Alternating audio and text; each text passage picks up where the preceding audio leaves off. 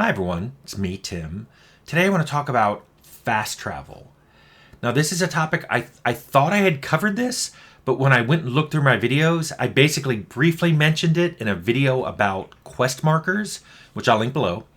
But I didn't actually talk about it that much and not into the detail that I think some people wanted. In fact, I got a question from a Snow Crash who asked, have you spoken about fast travel in RPGs? In some games, I feel like you can use it to essentially bypass things like encumbrance, hardcore mechanics, random encounters, etc.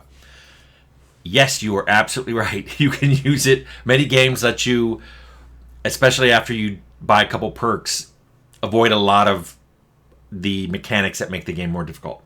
So let's talk about that. What's especially interesting about fast travel is I did not used to include it in my games. Fallout, Arcanum, Temple, all these are isometric games that you cannot fast travel in. Now, that doesn't mean you had to walk there in isometric mode either. Although you could do that in Arcanum, and there were pros and cons to doing that. If you walk there, you might come across something and stop and look at it. You could have random encounters that way. The random encounters you did that way were a little different than the ones you had on the map. But the way that would work is you already had the world map up in those games. So when you clicked on your destination, a line would just appear and show you going there. And I found that this had a lot of advantages, in particular for a role-playing game. You could show the travel time. When people were hovering over things, it could show it kind of take you a day and a half to get there. And then it actually shows you moving there. So there's this obvious passage of time being demonstrated. You could also then answer the questions of what happened to your status effects? Do they wear off? Because time is passing. Time is obviously passing. You could also display any newly spotted POIs. We did, that was something we planned on in Fallout. When you were going from one place to another on the world map, if something new appeared in the world map, you would see it, and you could re-click onto it and stop where you were going and go somewhere new. And then finally, as the original question asked, there were random encounters in all of those games. That could happen because you're moving along the world map. And then we usually stop, show a symbol, and drop you down to a map because you had a random encounter. Now, I liked that stuff. I liked all those things, and I will talk about, why I particularly wanted to include things like that. But fast travel got very popular in role-playing games after a few of them did it. And I see this isn't an issue solely with fast travel. Just like voiceover or having local maps, so if you're in a map, you can bring up a local map of the area and it shows a defined area. It shows you, if you're in a town, it shows all the buildings and the streets. If you're in a dungeon, it shows your dungeon map. Local maps. Aim assist is a feature that we didn't used to put that in, and now if you don't do it, there's a lot of people who complain about your game is too hard, or if they notice it missing, you get complained about not having it. So there's a lot of features that are popular now that people get very, very upset if you don't include. But as I think the original questioner showed, there are people who didn't want these things in there, or don't want them as to the extent they're put in. This is a theme in all my videos. No matter what design choice you make, there's going to be a camp of people who hate that choice and a camp of people who love it. Just get used to that. But because so many people like fast travel and now expect fast travel, more and more games put it in, and now almost every game has it. I'm trying to think if there's any game I played recently that did not have fast travel. Maybe Pathfinder didn't have that. Anyway, even in games that include fast travel, it is frequently restricted in lots of different ways. You can't fast travel anywhere you haven't been. So if someone tells you, oh, you need to visit the Cave of Despair, and they mark it on your map, you can't. If you click on it, it says you've never been there. So the game at least makes you go there the first time before you can then fast travel there and back. You frequently can't fast travel when you're encumbered.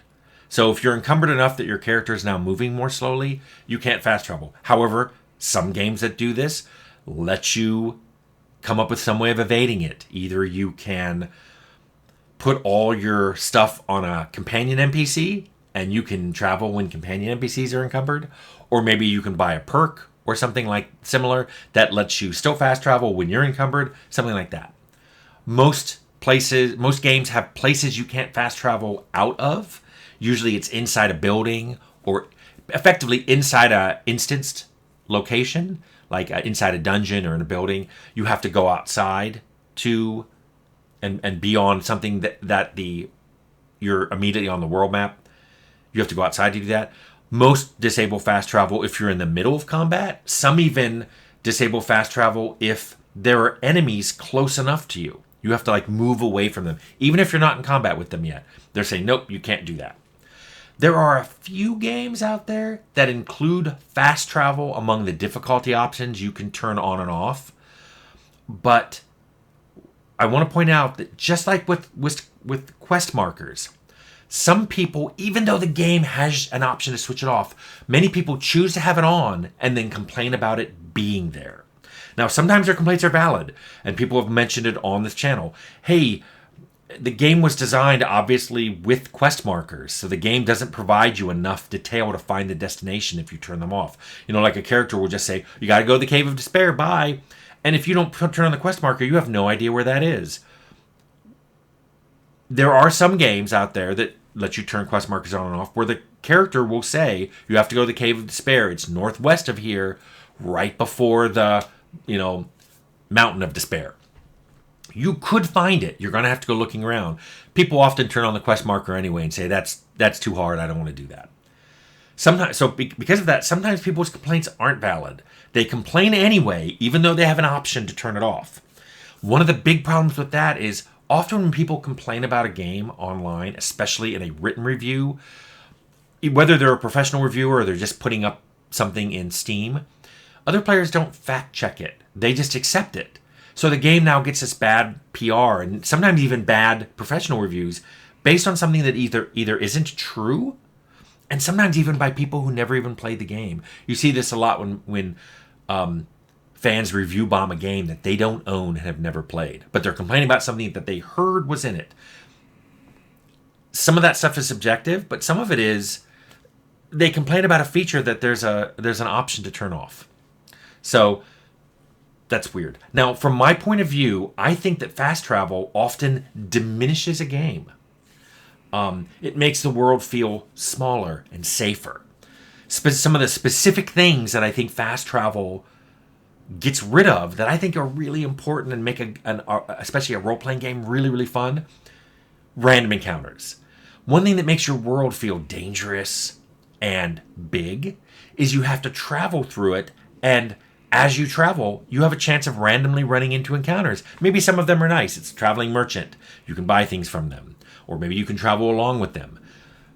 Maybe it's bad. Maybe it's bandits. They're like, we're going to kill you and take your stuff. Or maybe it's just you see in the distance something. Maybe you want to go explore it. Maybe you can just keep going, but you'll never be able to find it again. Fallout had special encounters that if you kept moving, you would never find them again.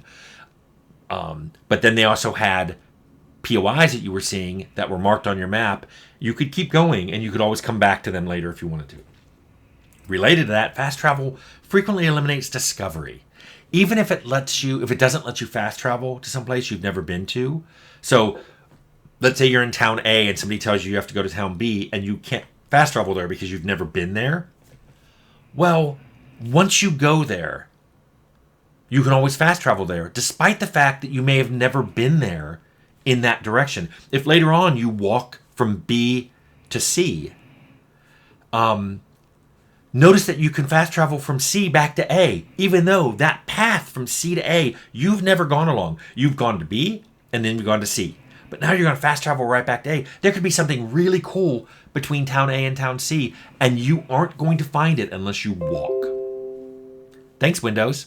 That's been a while since that's happened. I usually turn off the sound. Sorry. So fast travel eliminates a lot of discoverability. And some of the fun things that we did in some of my games that didn't have fast travel, Fallout, Temple, Arcanum, had places where we put in things to discover because we knew you'd be walking between those two locations. And then finally, fast travel causes a lot of trouble because it eliminates the obvious passage of time. And I mentioned that for terms of status effects. When you're fast traveling, what happens to status effects? What happens to, and these can be things from like effects you have on you, like you've been poisoned, or even you have a flashlight on. When you fast travel, do these effects wear off? If they do, did you get informed they wear off? Or are they acting like they wear off when you arrive at the location? Or are you told they wore off while you were traveling? If they don't wear off, are they suspended? So when you arrive at the new location, do they finish up their duration? Or do you arrive at the new location and then they immediately shut off? If they don't wear off, how are charges used? If you leave your flashlight on and it's supposed to use a charge every 10 minutes and you fast travel for a day, did it just use up a ton of charges on that? If it didn't, what's going on there? So it feels strange if fast travel doesn't have a passage of time. It basically turns fast travel into teleportation. Whether or not it changes the calendar, if the calendar has no effect, it's basically teleportation. Now, so I've complained about fast travel and the causes it has, but I also understand that a lot of people like it. There are a million ways you could solve this as a designer. I will throw out one. Isn't necessarily the best one. I'm just throwing out an idea of how you could solve it. What if you put in fast travel in your game, but you can only fast travel to towns? You can't fast travel to a dungeon. You can't fast travel to a cave. You can't fast travel to a mountain. You can only fast travel to settled locations like towns, cities, villages. You could even make this something that you support by saying, oh, there's a network of, if it's sci-fi, you could say they're transporters. If it's fantasy, you could say, well, there's a wagon that you can go between. There are always wagons going from different places. You can just jump on the wagon.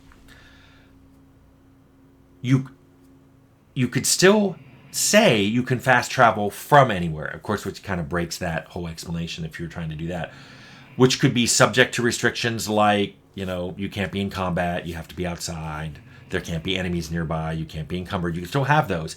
So when you leave the Cave of Despair, you can still fast travel back to a town.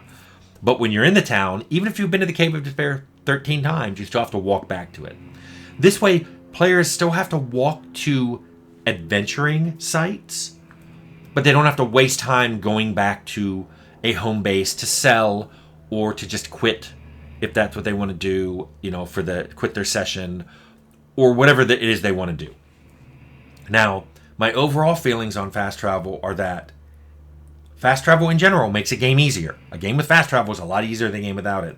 So I view it as sort of an easy mode playstyle. So if it's something you like, keep in mind you've chosen something that makes the game easier to play.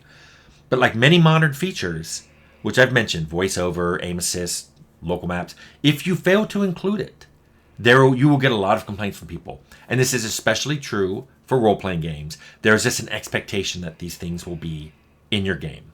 So that's how I view fast travel. It is now expected, whether or not I want to include it or not. There are ways you can put restrictions on it, so you still have fast travel in your game, but maybe it still allows the discoverability or the passage of time or random encounters the way you wanted. This is basically up to you, and like I've said multiple times, no matter what you decide to do, there's going to be people who like it and people who don't. So anyway, I hope that answered your question. A snow crash.